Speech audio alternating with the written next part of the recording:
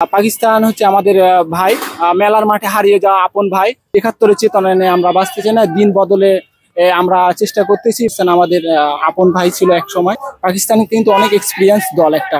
পাকিস্তানের মতো জায়গাতে কখনোই কিন্তু স্লো উইকেট বানানো হয় না। থেকে প্রচুর টাকা খরচ করে এই মাঠের পিছু ইনভেস্ট করে। শুধুমাত্র পিএসএল দেখেন, একটা পিএসএল আর একটা বিপিএল দেখেন, তাদের কি ডিফারেন্স থাকবে না। কারণ হচ্ছে পাকিস্তান হচ্ছে আমাদের ভাই, মেলার মাঠে হারিয়ে যাওয়া আপন ভাই।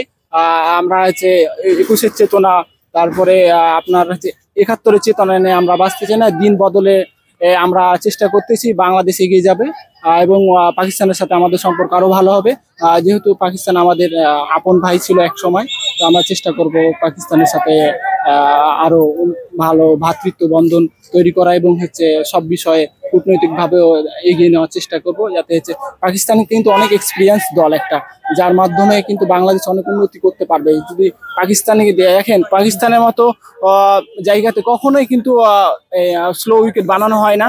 তারা হচ্ছে অনেক বাইরে থেকে প্রচুর টাকা খরচ করে এই মাঠের পিছু ইনভেস্ট করে। শুধুমাত্র পিএসএল দেখেন, একটা পিএসএল আর একটা বিপিএল দেখেন, তাদের কি ডিফারেন্স। হ্যাঁ, তারা হচ্ছে সবসময় চেষ্টা করে স্পোর্টিং উইকেট বানায়, যেটা আইসিসি ইভেন্টে যেগুলাতে ভালো স্পোর্টিং উইকেট হয়, যার কারণে তারা চেষ্টা করে পেস বোলিং বা হচ্ছে স্পোর্টিং উইকেট বানানো।